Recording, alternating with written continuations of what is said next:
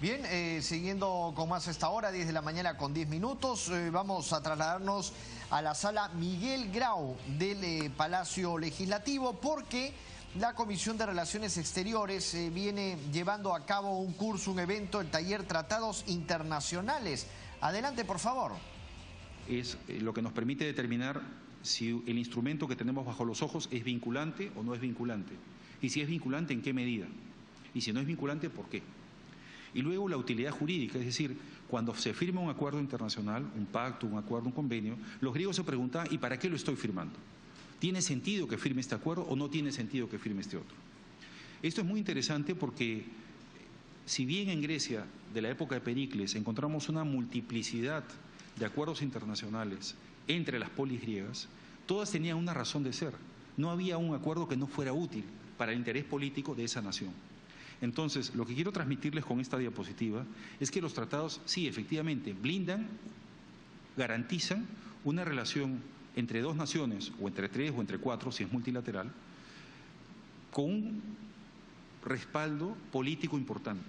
Es decir, puede tratarse de un acuerdo de cooperación entre el país A y el país B, pero ese acuerdo de cooperación finalmente tiene una explicación política y lo que hace el tratado es materializar esa necesidad política de un Estado para crecer.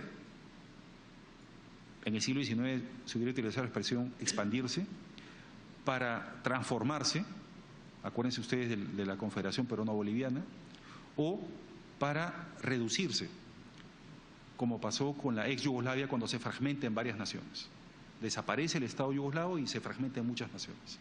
Pero todo ese proceso, que puede ser violento o pacífico, siempre tiene un respaldo jurídico, y ese respaldo jurídico reposa en aspectos políticos que por sí no se pueden materializar, sino la materialización de ese efecto político es siempre el tratado.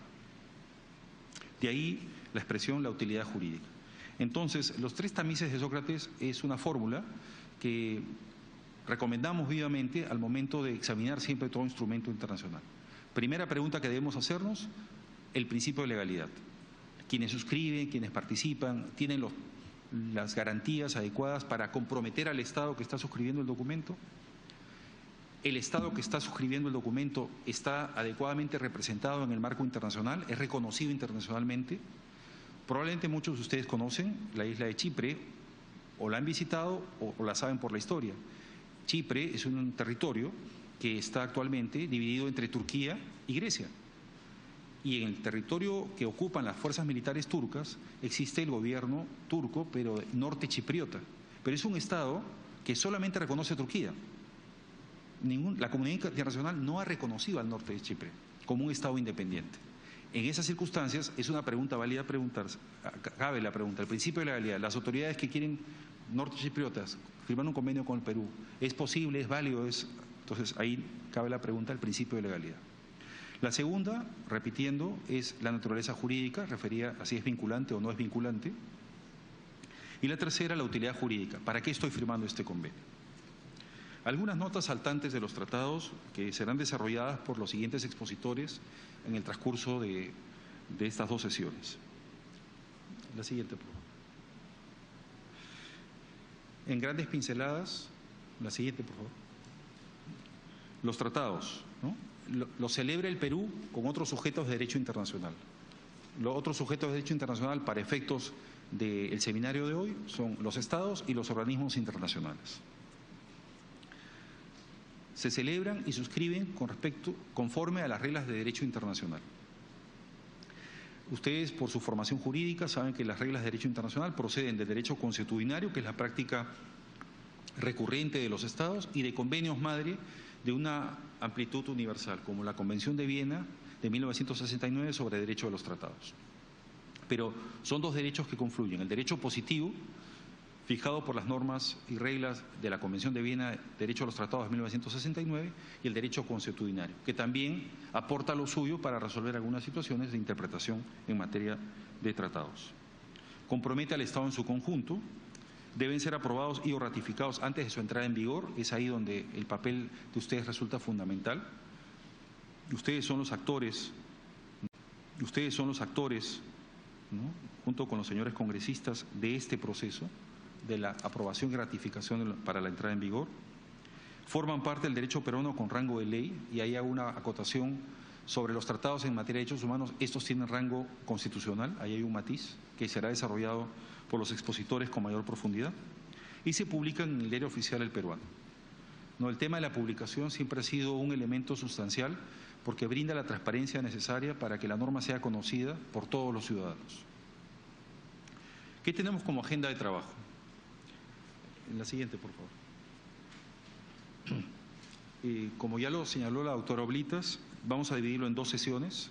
El día de hoy, martes 17, tendremos, después del coffee break, los aspectos generales sobre el derecho a los tratados y la celebración de tratados que va a desarrollar el doctor Cristian Luis. Y el día y también por la tarde el doctor Ramón Bahamonde. El día 18 tenemos la exposición del doctor Luis Enrique Gamero sobre tratados en la Constitución Política del año 93, y precisamente en la tarde también tendremos los 3 casos que serán materia de una exposición informativa para que ustedes formulen las preguntas que juzguen convenientes. Eso sería todo. Muchas gracias.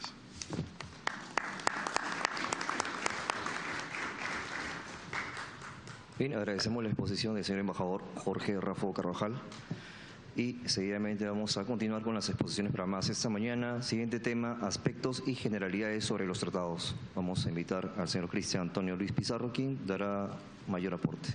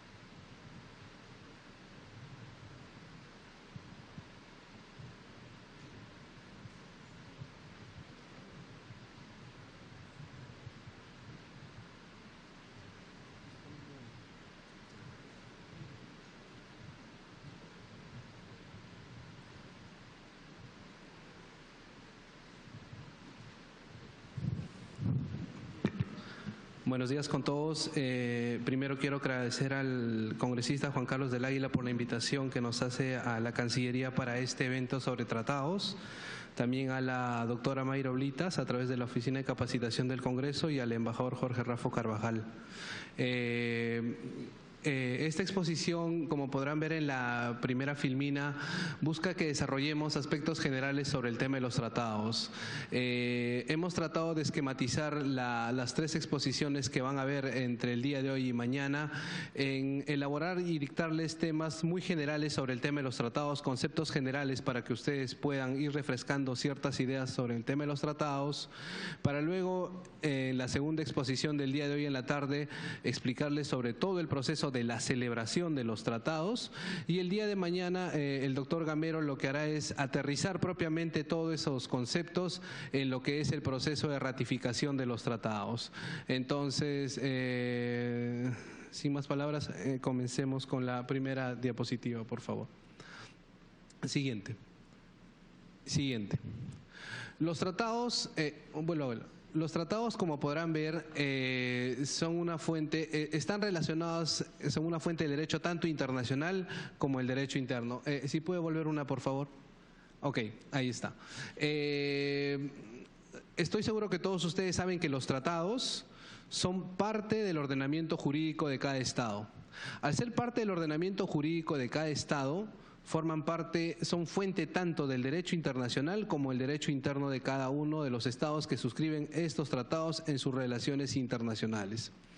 Es importante que ustedes sepan que los tratados son la fuente del derecho internacional por excelencia. Siguiente, por favor, ahora sí. El Estatuto de la Corte Internacional de Justicia establece en su artículo 38 las fuentes que son de aplicación de este colegiado jurídico para tomar una decisión. Y podrán ver que dentro del artículo 38, en el primer literal, se establece que las convenciones internacionales, sean generales o particulares, que establecen reglas expresamente reconocidas por los estados litigantes, son la primera fuente que utiliza la Corte Internacional de Justicia. ¿Correcto? Para los casos que son sometidos. Entonces, esto ya nos va llevando y nos va adelantando qué importancia tienen los tratados dentro del derecho internacional. Está también la costumbre y están los principios generales del derecho y las decisiones judiciales y la doctrina de los publicistas de mayor competencia de las distintas naciones como medio auxiliar para determinar las reglas del derecho. ¿Correcto? Entonces, los tratados dentro del derecho internacional son una fuente de suma importancia en lo que son las relaciones entre los estados, pero también son la fuente principal cuando hay algún litigio, ir a ver el sentido de qué es lo que querían los estados en su momento cuando celebraron un tratado. ¿Correcto? Eso es lo inicial, lo básico que hay que ir conociendo. Siguiente, por favor. Pero los tratados tienen ciertas particularidades. Los tratados, como ustedes saben, surgen de fuentes distintas a las normas internas. El Tribunal Constitucional, en la sentencia que pueden visualizar en la 0047-2004 de una acción de inconstitucionalidad, desarrolló un concepto muy interesante sobre de dónde surgen los tratados. Podrán ver que los tratados, como lo establece el Fundamento 19, en las relaciones entre estados u organizaciones internacionales, ¿ya?, son la fuente de creación de los tratados. Y el desarrollo donde se dan los tratados también son en el ámbito del derecho internacional. Muy distinto al derecho interno, que es, como ustedes conocen, surge de las relaciones, del desarrollo legislativo interno de cada estado. ¿Correcto? Entonces ahí hay otra diferencia muy interesante en el tema de los tratados, en su fuente de creación, de dónde se originan. Y su modo de producción también, como podrán ver, también está regido por el derecho internacional. Estos elementos se van a dar cuenta que son plasmados en lo que es el concepto y definición propiamente de lo que son los tratados. Siguiente, por favor. Es importante que ustedes sepan que el instrumento internacional que es el Tratado de los Tratados es la Convención de Viena sobre esta materia, ¿correcto? En las relaciones entre los estados, hasta antes de que se plasme esta convención, lo que se desarrollaba eran usos y costumbres de los estados en lo que es la suscripción de tratados. Llegó un momento entre que los estados creyeron conveniente de que era importante tener un instrumento que materialice toda esa costumbre y recoja todo eso en un solo documento, ¿correcto? Y ese documento fue la Convención de Viena sobre el Derecho a los Tratados de 1969. Es una convención a nivel de Naciones Unidas, es una convención que ha tenido una recepción mayoritariamente por los estados. Es una norma supletoria a la voluntad de las partes, porque los estados en sus relaciones a la hora de suscribir tratados, en primer término podrán pactar las obligaciones y compromisos que ellos deseen. Y en caso no se encuentre algo regulado por las partes, se aplicará la Convención de Viena como una norma supletoria. Ahí podrán ver también que esta convención entró en vigor el 27 de enero del año 1980. Fue suscrito por 45 estados y a la fecha son parte 114 estados de dicha convención. ¿Correcto? Siguiente, por favor. La Convención de Viena fue ratificada por el Estado peruano mediante un decreto supremo en el año 2000, que salió publicado el jueves 21 de septiembre del año 2000, fecha en la cual también salió publicado en el diario oficial el texto de la Convención de Viena, ¿correcto? Se van a poder ir dando cuenta que la Convención de Viena dentro del procedimiento de ratificación que tuvo a nivel interno, siguió por la vía simplificada. El día de mañana el doctor Gamero les va a explicar detalladamente cuáles son estos procedimientos, pero puedo ir adelantándoles que la Convención de Viena siguió el procedimiento simplificado, que fue la ratificación directa del presidente de la República. La siguiente, por favor. El jueves 23 de noviembre de ese mismo año salió publicado la entrada en vigor del tratado, que fue el 14 de octubre del año 2000.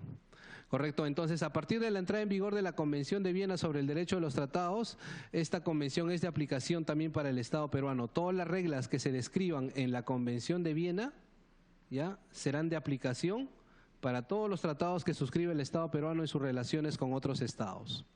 ¿Sí? Una más.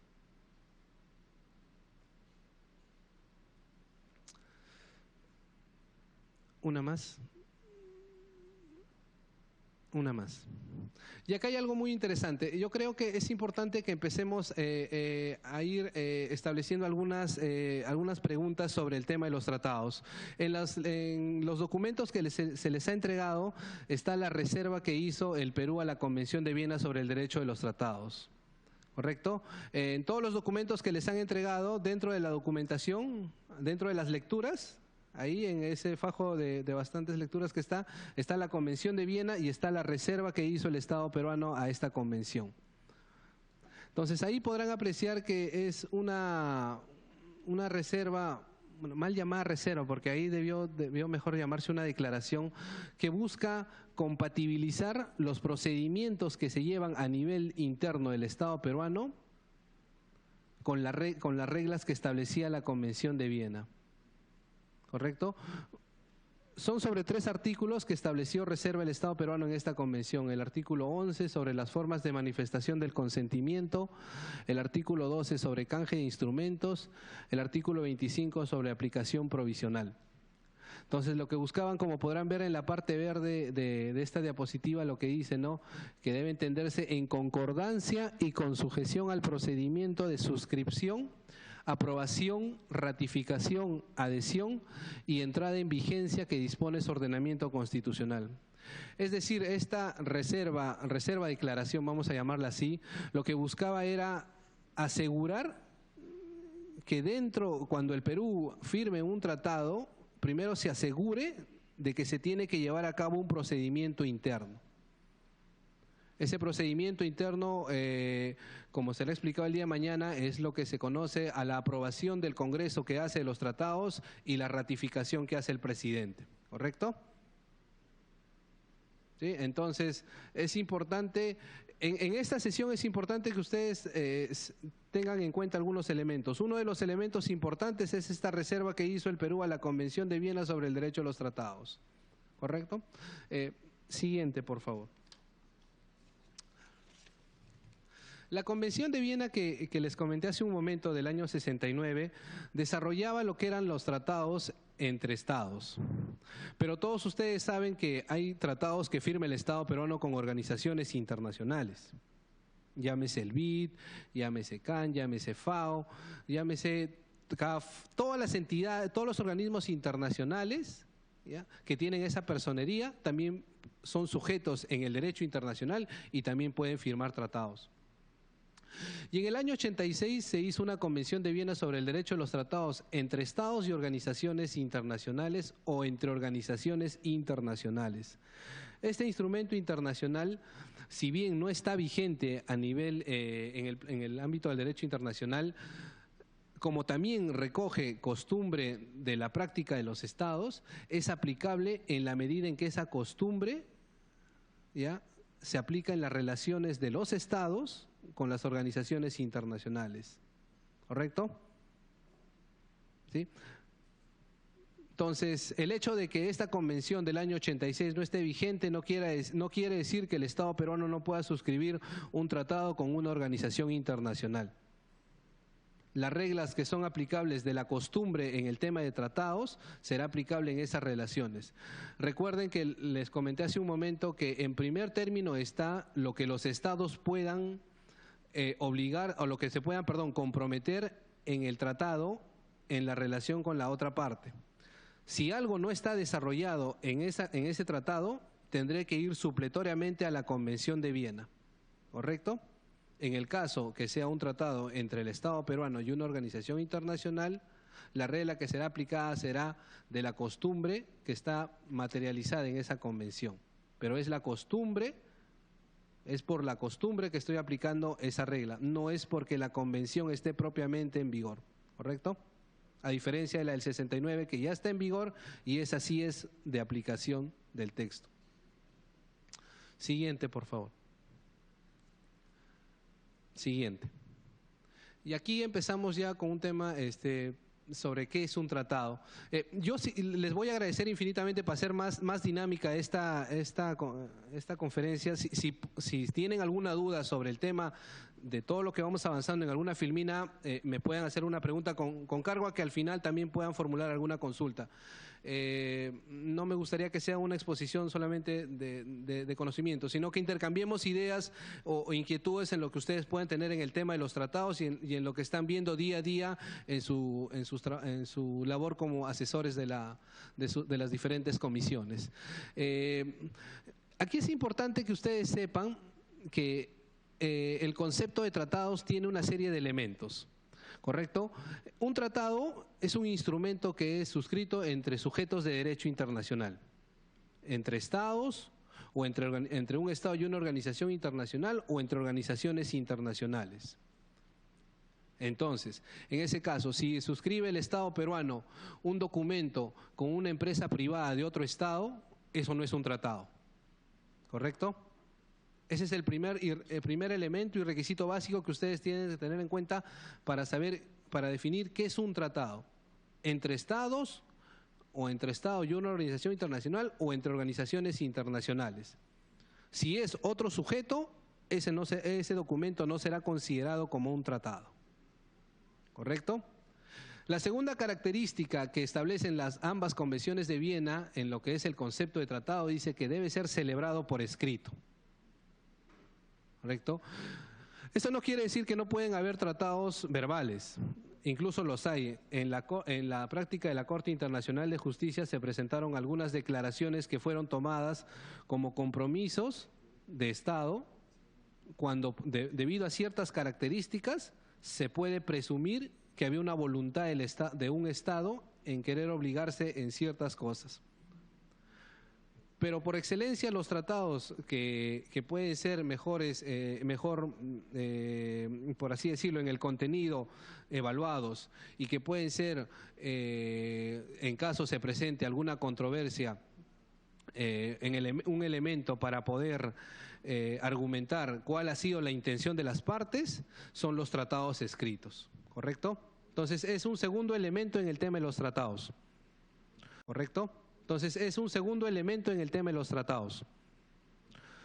Un tercer elemento es que es regido por el derecho internacional. Y regido por el derecho internacional, ¿qué quiere decir? Que tiene que crear obligaciones y derechos en ese ámbito. Es decir, si se suscribe un instrumento el cual supedita solamente a lo que es la aplicación interna de uno de los estados, ese documento no será un tratado. Si las obligaciones que se están generando, los derechos y obligaciones son aplicando solamente la norma interna de un Estado, ese documento no será un tratado. Es decir, el tratado tiene que tener una consecuencia en el ámbito internacional, ¿correcto? Eso es un tercer elemento básico para que el documento del cual estemos hablando sea un tratado. Hay algunos casos, por ejemplo, en los que se están suscribiendo ciertos acuerdos entre alguna institución de otro Estado con instituciones entre instituciones de los Estados y esas obligaciones que se están generando solamente están siendo reguladas por el derecho interno de las partes. Es decir, en ese caso, ese documento no será considerado como un tratado. ¿Correcto? Un cuarto elemento que es importante que ustedes sepan es que conste en un instrumento único o en dos o más instrumentos. ¿Qué quiere decir eso? Es decir, un tratado puede tener una diversidad de anexos y todos esos anexos que formen parte integrante de ese tratado son una unidad. Otro ejemplo claro es el que vamos a apreciar en las siguientes diapositivas para que ustedes puedan darse cuenta cómo es este tema de conste en un instrumento único o en dos o más instrumentos conexos. ¿Ya? ¿Sí? A ver, un ratito, la doctora Oblitas tiene acá una consulta. Sí, como para amenizar, en el punto tercero, justamente cuando Cristian decía de que el tratado origina derechos y obligaciones jurídicas en el plano internacional, de repente los especialistas de Cancillería nos hacen recordar cuando nosotros hace 3 años recibimos un tratado para discutirlo en la Comisión en el marco del artículo 56 por tema de defensa nacional, pudimos detectar de que en la disposición complementaria de ese mismo tratado que era con Perú sobre tema de defensa y Gran Bretaña, decía este tratado no es vinculante para las partes. ¿No? ¿Recuerdan ese caso particular que nos pasó, que todo el contenido era parecido a algún otro convenio que hemos celebrado o que el Perú ya es parte y se obliga con otros países, pero en una disposición complementaria final decía, este documento no es vinculante para las partes. Entonces llevamos a la comisión al debate, recuerdo esta vez, y ustedes en ese momento se definió que era un tratado político, que también existe, ¿no? Que no obligaba a las partes, pero tenía la forma de un tratado, tenía las partes del tratado, pero la naturaleza en sí no nos obligaba como Estado parte, ya suscrito con otro, y me gustaría que Cristian en esa parte ampliara un poquito la figura en el punto tercero, ¿no? Que también existen ese tipo de tratados que el Perú muchas veces suscribe. Gracias. Gracias por la pregunta, doctora Oblitas. A ver, es cierto, hace un par de años había un instrumento que tenía esta característica, ¿no? Dentro de las disposiciones, bueno, se establecía que no generaba una obligación ni compromisos financieros en el ámbito del derecho internacional. Entonces, ese documento debía ser, no debía ser, pues, catalogado como tratado, ¿no? Entonces, ese es un muy buen ejemplo para que ustedes vayan viendo que cuando se hace una evaluación de un tratado, tiene que hacerse la evaluación integral de todas sus disposiciones. Es decir, no solo basta con que ustedes vean que el documento es suscrito entre 2 estados, ¿correcto? Puede ser un documento suscrito entre 2 estados y no cumplir quizás, y puede estar también escrito, celebrado por escrito, y quizás no cumplir el tercer requisito, que es regido por el derecho internacional. Ejemplo. Es un instrumento que suscribe el Estado peruano con Bélgica y es un compromiso solamente a nivel político. Es decir, una buena intención, un buen deseo de querer más adelante lograr concretar algo. Ahí no se está estableciendo ninguna obligación jurídica. Entonces, eso quiere decir que ustedes tienen que revisar muy detenidamente cómo está siendo desarrollado el texto del instrumento y qué verbos están utilizándose dentro del documento para poder ver si es finalmente una obligación o no. Por ejemplo, solamente para redondear la idea antes de la pregunta que va a hacer ahí el caballero, los tratados, por lo general, las obligaciones que dicen es el Estado peruano hará esto, el Estado peruano se compromete a hacer esto. Mientras que los otros instrumentos que son de carácter político, dicen dentro de su contenido, ambas partes o ambos estados harán sus mayores esfuerzos por conseguir esto. Agotarán todas las vías por lograr esto.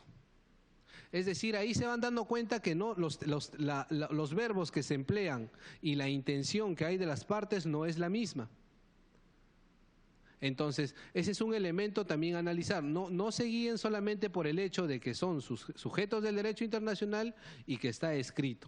Y que puede ser en un solo documento, como el cuarto elemento, ¿no? Como es un solo instrumento, en varios instrumentos y cualquiera sea su denominación. Es decir, tienen que percatar el contenido. Creo que había una pregunta por parte del caballero ahí.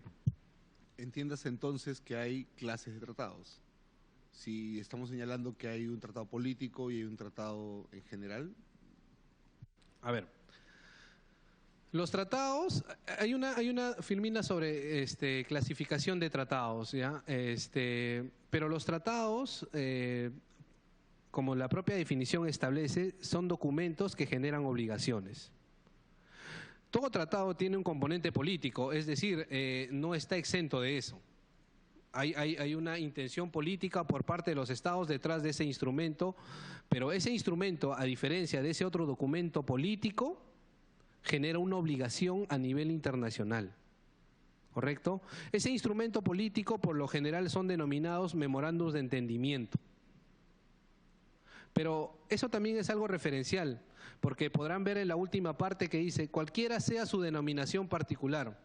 Es decir, nosotros hemos visto casos en los que bajo la denominación de memorándum de entendimiento ha sido un instrumento que está suscrito entre dos estados, que está celebrado por escrito y que genera obligaciones en el ámbito del derecho internacional.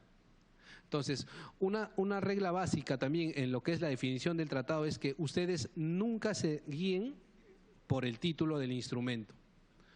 Puede ser memorándum de entendimiento, que es la denominación usual para un documento de carácter político, pero a la hora de revisar su contenido tiene una obligación jurídica para los estados.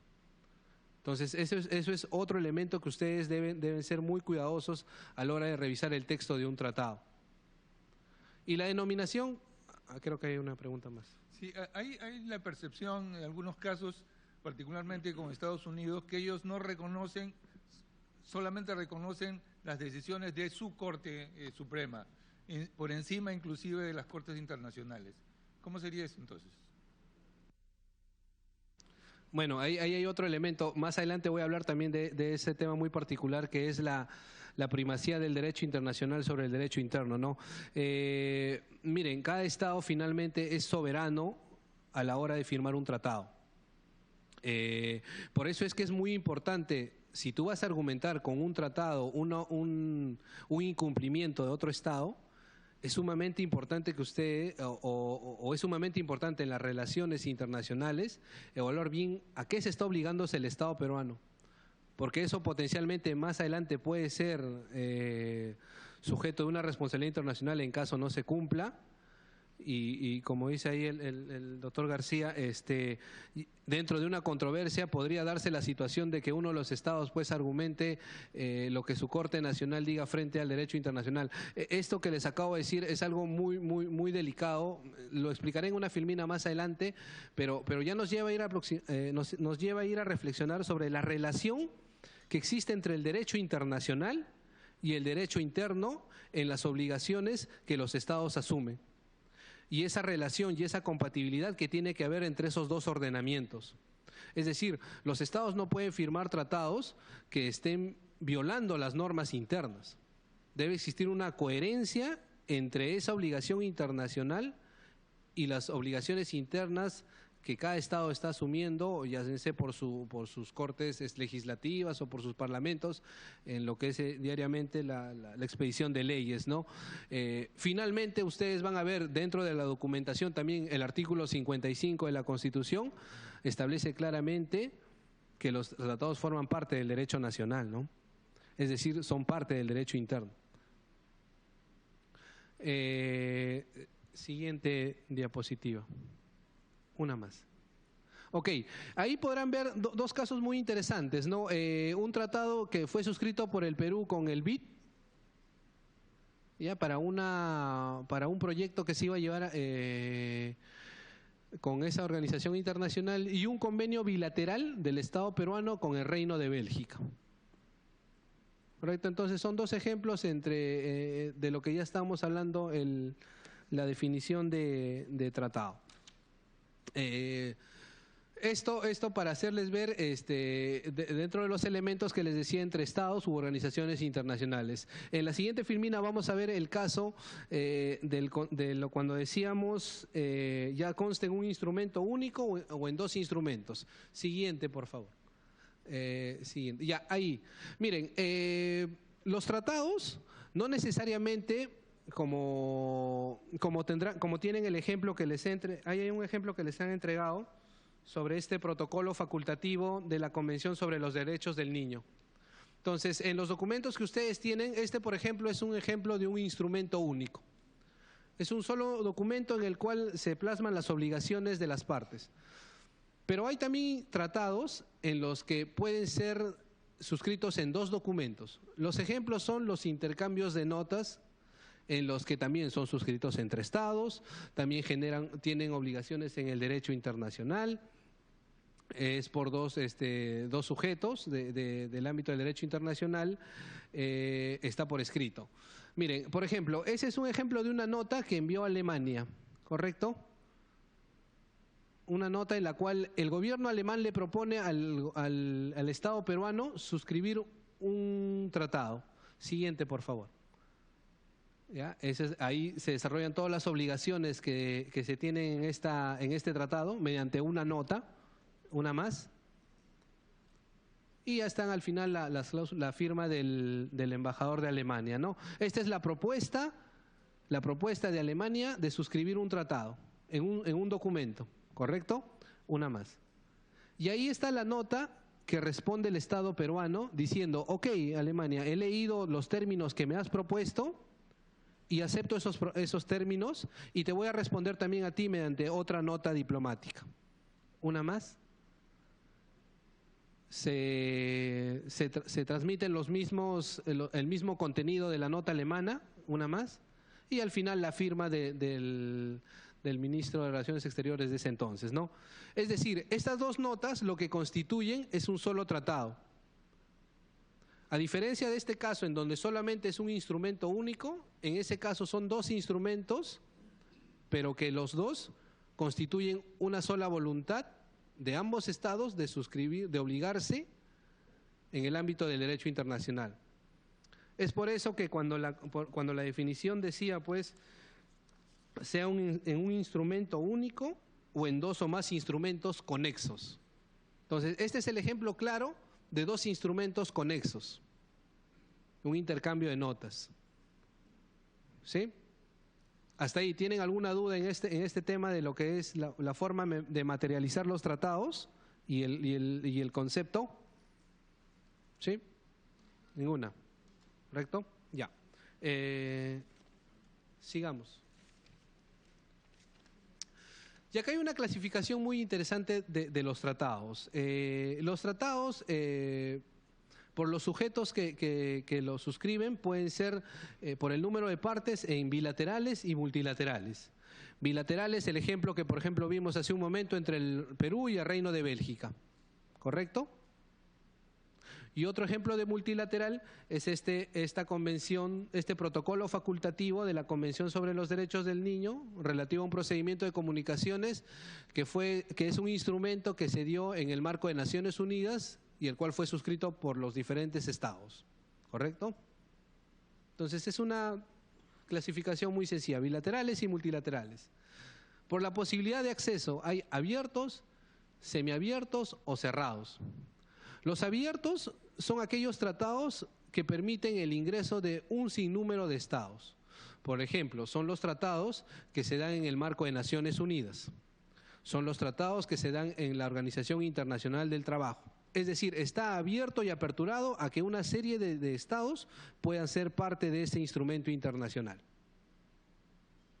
Los semiabiertos o semicerrados, como dice la doctrina, son aquellos tratados en los que por ciertas características solamente ciertos estados podrán ingresar. Ejemplo, en el marco del Mercosur, solamente los estados socios y asociados podrán ingresar a los tratados que se suscriban en esa región y en el marco de ese organismo multilateral internacional, ¿correcto? En lo que es APEC, en lo que es Asia-Pacífico, solamente podrán ser los estados que están incluidos en esas economías. Es decir, por las características ya sea regionales o territoriales, son solamente tratados que están abiertos para un cierto grupo de estados. Y cerrados son aquellos tratados en los que no permiten el ingreso de otro estado más. Ejemplo de esos, por ejemplo, son los tratados fronterizos. Son solamente entre las dos partes que se suscribe y no permiten el ingreso de otro estado más. ¿Correcto? Entonces es otra clasificación del tema de los tratados. Ahí tengo una. Sí, buenos días. ¿Pueden haber excepciones en los semiabiertos? Digamos, un Estado que por las características en principio no podría entrar, ¿se pueden abrir excepciones para su ingreso? A ver, hay algunos casos en los que pueden ingresar, pero no son finalmente parte de ese organismo que se está conformando. Ingresan en calidad de observadores. Ejemplo, el acuerdo sobre la integración centroamericana que se le llama el SICA, el Perú, por ejemplo, no es parte de Centroamérica, pero sí es un miembro observador, es un miembro que está ahí permanentemente viendo qué actividades se están haciendo en el marco de esa organización regional, pero no es propiamente un Estado parte de esa organización, ¿no? Esos tratados, por lo general, dentro de sus disposiciones, establecen ya ciertos articulados para ver cómo los Estados pueden ser parte y cómo pueden haber Estados que son observadores. Pero por sus características, como ya les dije, sea territoriales, sea geográficas, o sea, de un interés político, no permiten el ingreso como parte de esa organización internacional, ¿no? Pueden sí ser observadores, pero no tomar una decisión. En el caso de ser observadores, pueden estar presentes en las reuniones que toman los altos mandos, pero por lo general no tienen un poder de decisión ni un voto. Otra forma más son por su forma de celebración, en los simplificados y complejos. ¿Correcto? Los simplificados en la práctica son aquellos que son tratados que por el mismo procedimiento son muy sencillos de ser suscritos y de que entran en vigor. Y los complejos son aquellos tratados que sí revisten todo de una serie de solemnidad antes de poder empezar a surtir efectos. ¿Correcto? Un ejemplo que podríamos decir, a ver, si hablamos del procedimiento, estoy hablando del procedimiento, esto sí quiero ser claro. Por ejemplo, los tratados simplificados, podríamos decir los tratados que son directamente ratificados por el presidente de la República, que no desarrollan ninguna de las materias que establece el artículo 56 de nuestra Constitución. Es decir, hablando procedimentalmente, son tratados que rápidamente pueden entrar en vigor. En cambio, los tratados complejos, desde el punto de vista procedimental, podríamos llamar a los tratados que van al Congreso de la República. ¿Y por qué? Porque necesitan una evaluación, necesitan ser revisados por las comisiones encargadas y por el propio Pleno del Congreso. Es decir, por la materia y sustancia que desarrolla cada uno de estos tratados, puede ser que sean tratados que necesiten una mayor reflexión y también su duración para la entrada en vigor puede también demorarse, ¿correcto? Sí. ¿Existe alguna fecha límite o algún tiempo establecido para que estos tratados que quedan pendientes y que tienen que ser evaluados por el Congreso, etcétera, sean ratificados o no? Dice que se puede demorar, pero no sé. No, a ver, mire, ese comentario me lleva a mí a un caso que es muy anecdótico. Entiendo que por diversas razones, por ejemplo, el tratado sobre la protección de la maternidad estuvo bastante tiempo acá en el Congreso. Sé que fue por un tema de diversas legislaturas, porque se estaban analizándose otros temas, por una serie de coyunturas que se presentaron. Ese tratado, por ejemplo, estuvo casi 10 años acá en el Congreso. ¿Ya? Ese tratado fue ratificado recién hace muy poco y va a entrar en vigor este año recién. ¿Ya?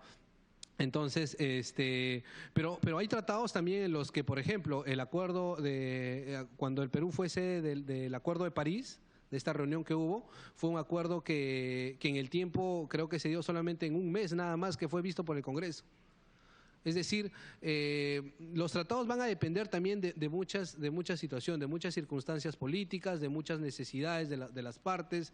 Es decir, mal haríamos en juzgar que porque los tratados se demoran en un cierto lugar, son malos procedimientos o no se están llevándose adecuadamente. Todo va a depender de una coyuntura. No hay reglas. Siempre a nosotros, por ejemplo, nos preguntan, ¿no? ¿Y ¿Y cuánto se demorará en el Congreso? ¿Se demorará mucho? Bueno, nosotros siempre hemos dicho que somos muy respetuosos de la investidura del Congreso y de los tiempos que pueda tomarse el Congreso en la evaluación de un tratado, ¿no? Entonces, establecer un tiempo es muy difícil. No le podría decir. Hay un caso muy rápido como este que le dije de la COP, como hay casos que también se han demorado mucho tiempo, ¿no? O sea, no... En el Ejecutivo también, la evaluación que hace el Ejecutivo también toma su tiempo. Es decir, no es firmar un tratado, una obligación internacional, obligarte internacionalmente, perdón, con un tratado, merece también una evaluación del sector muy sesudamente, muy detenidamente. No es obligarme por obligarme. Entonces, ahí también el Ejecutivo también hace una evaluación bien de qué se está obligándose y la consecuencia que puede tener ese compromiso. Por ejemplo, hay un caso que se está evaluando sobre el convenio de las personas de adultos mayores. Entonces, ese convenio también tiene ciertas obligaciones que van a comprometer potencialmente al Estado peruano. Es decir, entre los diferentes sectores, llámese Economía y Finanzas, llámese Ministerio de Trabajo, llámese ONP, Ministerio de Salud, se está evaluando bien cuál va a ser el compromiso que se va a asumir, ¿no? Es decir, los tiempos es difícil establecer un lapso no sé, pues 1 o 2 años, no me atrevería a decir eso. Así es. Entonces, y la última clasificación es por su duración, transitorios o perpetuos. Transitorios son los que dicen, ¿sabe qué? Este tratado tendrá una duración de 5 años. Y perpetuos son aquellos tratados que dicen que tendrán una duración indefinida. ¿Sí?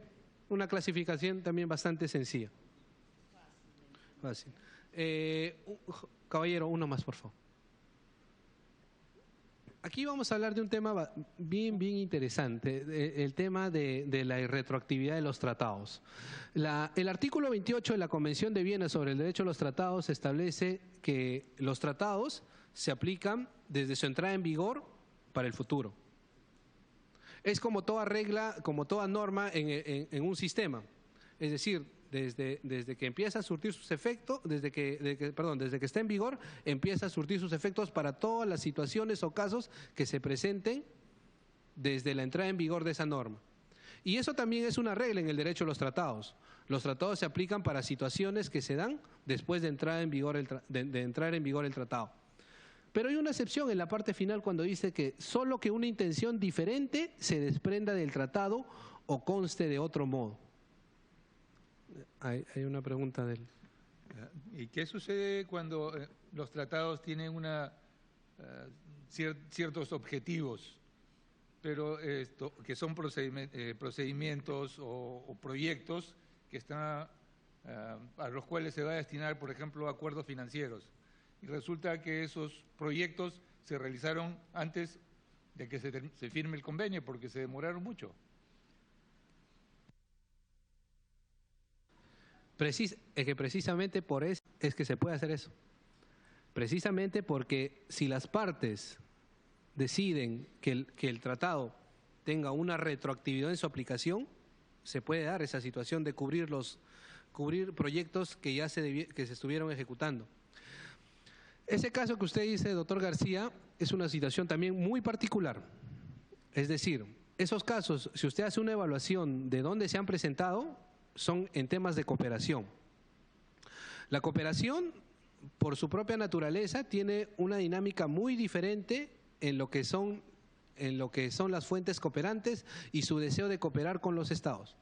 Es decir, las fuentes cooperantes en todos los estados, en todo el globo, las diferentes entidades cooperantes tienen primero diferentes fechas de cooperación con los estados. Es decir, por ejemplo, los países europeos, las fechas en las que establecen su fuente de cooperación son a mediados de año. Existen otras fuentes cooperantes que son casi como los plazos que tenemos nosotros a inicios del año. Es decir, todas esas diferencias en plazos, en tiempos que ellos tienen para poder cooperar con los estados, hacen que necesariamente se den a ciertos proyectos que tengan que ejecutarse lo más antes posible. Ustedes saben que el Estado peruano es un país de renta media y que nuestra cooperación está poco a poco siendo disminuido, siendo mermada.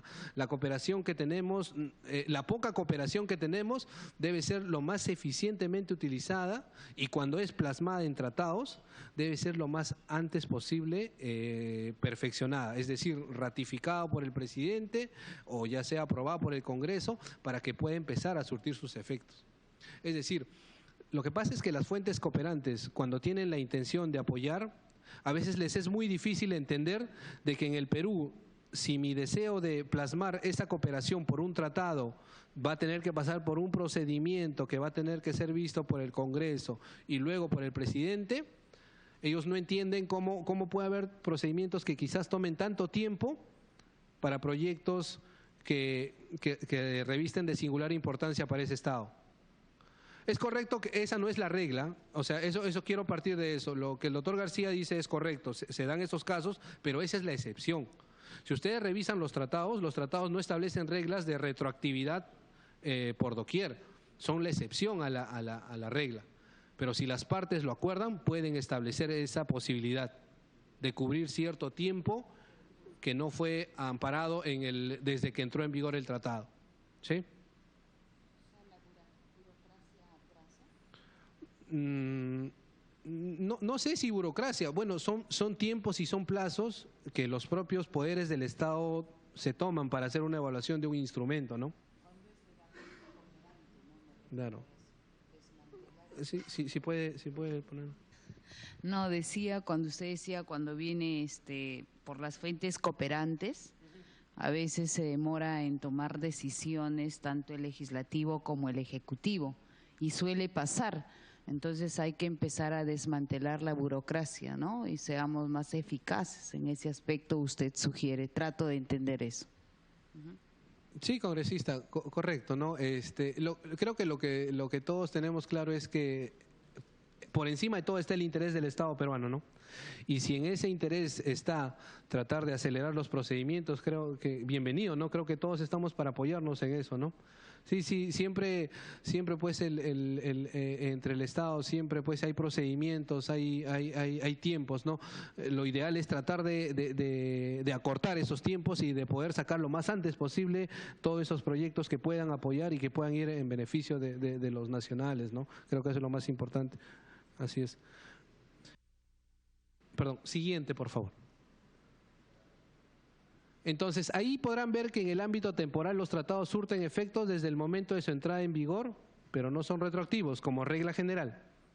Se aplican a situaciones que se producen con el tratado en vigencia y puede establecerse la retroactividad de un tratado, ¿correcto? Eso es una regla que establece la Convención de Viena. No es una idea del Estado peruano, es una norma, es un artículo que establece la Convención de Viena y que puede ser aplicado por todos los estados que son parte de la Convención de Viena.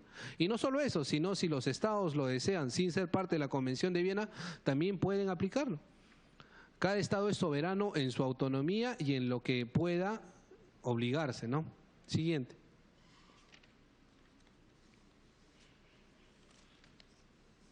Y la aplicación de los tratados también, como podrán ver, pues será obligatorio para cada una de las partes por lo que respecta a la totalidad de su territorio, ¿no? Salvo que exista una intención diferente o se desprenda o conste de otro modo. Un ejemplo claro, por ejemplo, es algunos tratados en los cuales se establece que sus obligaciones solamente se van a aplicar en las zonas fronterizas, nada más. ¿Correcto? Entonces, es decir, ese tratado no se aplica a la integridad del territorio. Se aplica solamente a la parte de la frontera. ¿Sí? Es un ejemplo muy sencillo de cómo entender el tema del ámbito de la aplicación territorial de los tratados. Una más, por favor. Nada más, dos. Y acá hay dos elementos muy importantes y esto va con relación a lo que dijo el doctor García en un momento. Miren, hay dos principios básicos en los tratados, ¿ya? Y esos principios también son de aplicación en el derecho interno, no son exclusivos del derecho internacional. Yo creo incluso que el derecho internacional lo recogió del derecho interno en lo que es el desarrollo de toda la historia del derecho. Y lo que es el pacta sunt servanda, que los compromisos deben ser cumplidos, y la buena fe. Son dos principios esenciales y básicos en lo que son las relaciones internacionales y en lo que es la suscripción de los tratados. Y otro elemento muy importante es la primacía sobre el derecho interno. Es decir, hay toda una serie de teorías sobre el tema de la relación entre el derecho internacional y el derecho interno. A veces es un tema muy difícil de entender para los constitucionalistas, pero en el derecho internacional existe la regla que el derecho internacional prima sobre el derecho interno. Y la Convención de Viena lo recogió así en el artículo 27 cuando indicó que los estados no pueden ampararse en sus derechos internos para dejar de cumplir una obligación asumida en el ámbito del derecho internacional. Es decir, yo no me puedo comprometer, a asumir una obligación con Bélgica y luego decir que porque mi ordenamiento interno dice que no se debe hacer eso, pateo el tablero y ya no cumplo el tratado asumido, ¿no? Hacer eso iría a ir en contra del pacta sunt servanda y de la buena fe.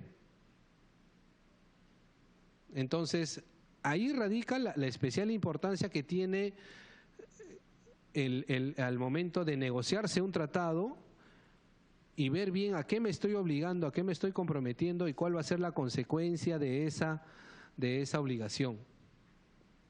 ¿Correcto? Es por eso que en el proceso de negociación, el día de hoy en la tarde, cuando el doctor Bamonde les explique, el proceso de negociación de un tratado toma su tiempo.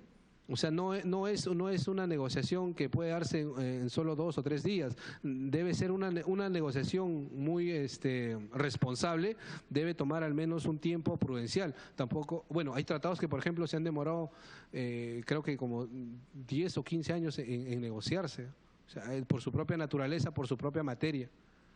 Entonces, en la negociación que verán el día de hoy en la tarde, es importante ver a qué los estados se están comprometiendo. Y ahí es importante la presencia de todas las entidades de la administración pública, por eso. Llámese desde el Poder Ejecutivo y llámese desde el Poder Legislativo. Siguiente, por favor.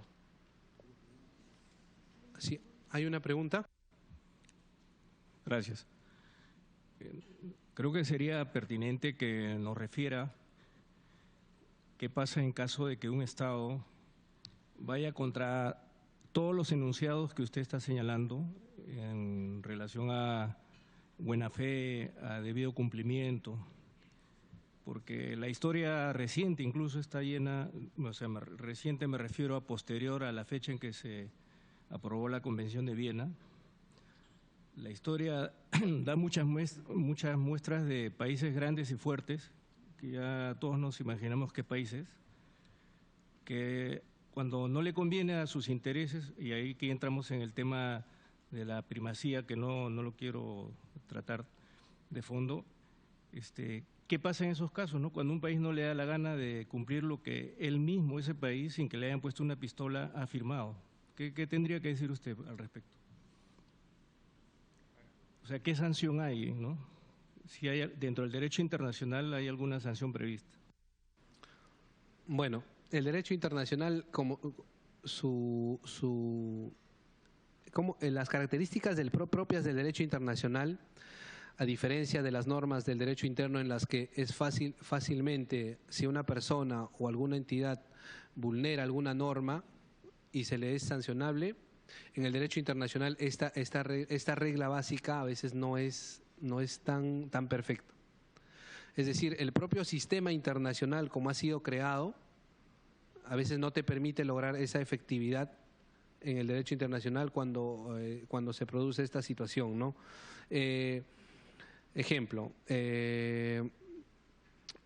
miren, un caso muy interesante, bueno, ya el señor Samuel Abad lo dice, el señor Samuel, perdón, lo dice porque hay muchos casos pues de tratados de grandes estados que no han cumplido, ¿no?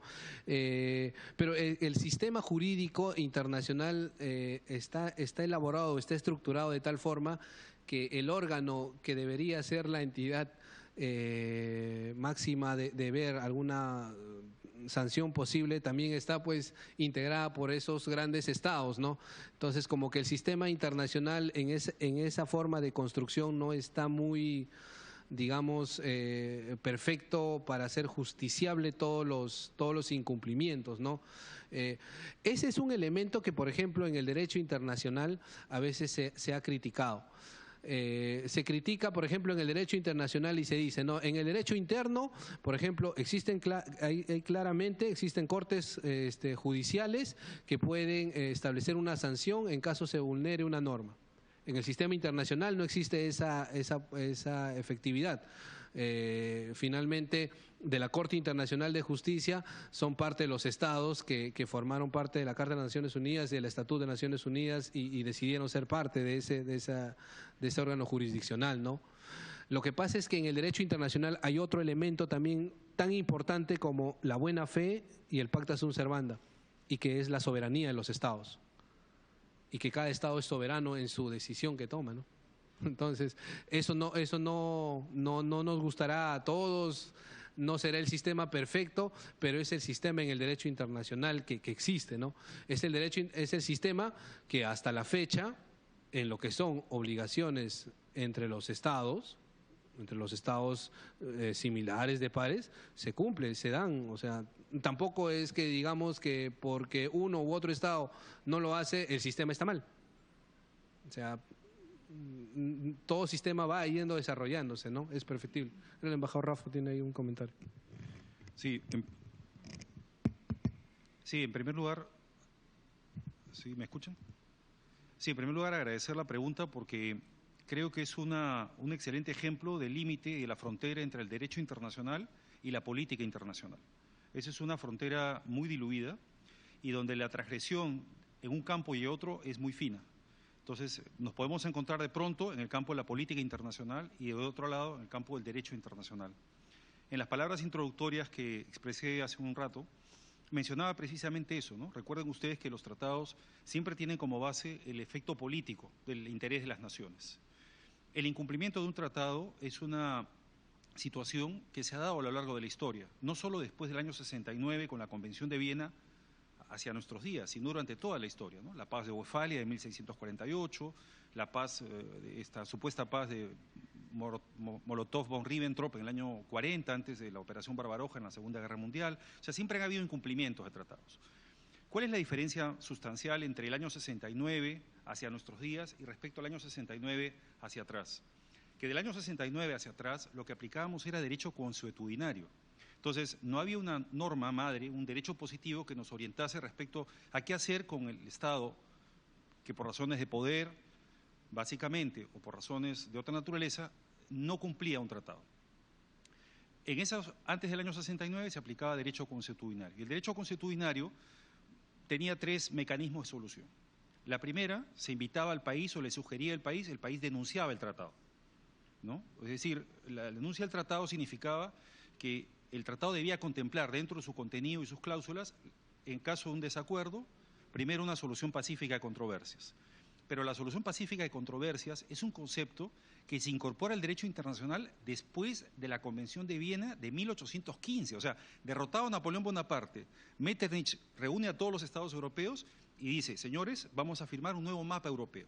Y esta configuración del nuevo mapa europeo requiere la paz de Viena. Entonces, firman todos los acuerdos, se firman las nuevas fronteras de la Francia del 19, y ahí se introduce por primera vez la idea de que si hay una diferencia entre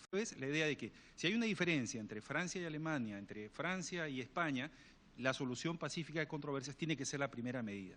Hasta antes de eso, la novedad era, podías denunciar el tratado, el segundo camino, ir a la guerra, que era lo habitual. Toda la historia internacional está marcada por el conflicto. Eso explica por qué ya en materia de derecho internacional y en materia política internacional aparece la figura de Hans Morgenthau. Morgenthau es un tratadista de ciencia política, pero que incorpora dentro de sus factores para calificar las 8 características de una potencia, introduce el factor del derecho internacional, ¿no? O sea, Morgenthau decía, este es un diseño del siglo XIX, perdonen que dé esta pincelada así muy rápida, establecía 8 criterios. Uno de ellos era el tamaño del país, el segundo era el número de población, el tercero era el poder de la economía, el cuarto el valor de la moneda, el quinto, etc. Y llegaba al octavo, que era el valor del derecho internacional dentro de pero sujeto a la política internacional de ese país. Y es por eso que él calificaba de potencias, ¿no? Grandes potencias, potencias medianas y potencias pequeñas. Él no hablaba de pequeños países, ¿no? Delicadamente decía pequeñas potencias. Entonces, y el tercer camino que ellos tenían era recurrir a una suerte de instancia internacional. Pero la instancia internacional no existía en esa época. Lo que existía era un consenso de países, como ustedes saben, en el siglo XIX, hasta el siglo XIX, o sea, todo el XVIII y el siglo XIX, la potencia hegemónica era Francia, por eso es que en el mundo diplomático el francés era una lengua prioritaria para efectos de las transacciones y el diálogo diplomático entre las naciones. Y se recurría a esta suerte de potencia que dirimentemente se fungía como árbitro internacional de esta disputa, cuando eran países supeditados a los intereses relativos o no de Francia. En el 19, quien funge ahora como potencia hegemónica es Inglaterra y ejerce este camino. Luego tenemos ya en el 69 el derecho positivo de la Convención de Viena. Y es ahí lo que usted señala, ¿no? La frontera se acota más, pero no se diluye. Entonces, lo que ha estado planteando el doctor Cristian Luis es, en el caso de incumplimiento, tenemos derecho consuetudinario, que no se ha perdido, la posibilidad de recurrir a un tribunal, en este caso al Tribunal de Justicia de la Haya, cuando los dos países estén de acuerdo en someterse a su jurisdicción. Es decir, aún así, no es que el tribunal actúe inmediatamente. Los dos países que están en conflicto, el que cumplió con el tratado y el que incumplió, tienen que estar de acuerdo en someterse. Bien, mientras se da este curso taller Tratados Internacionales, nos vamos a la sala Francisco Loñesi porque la Comisión de Cultura está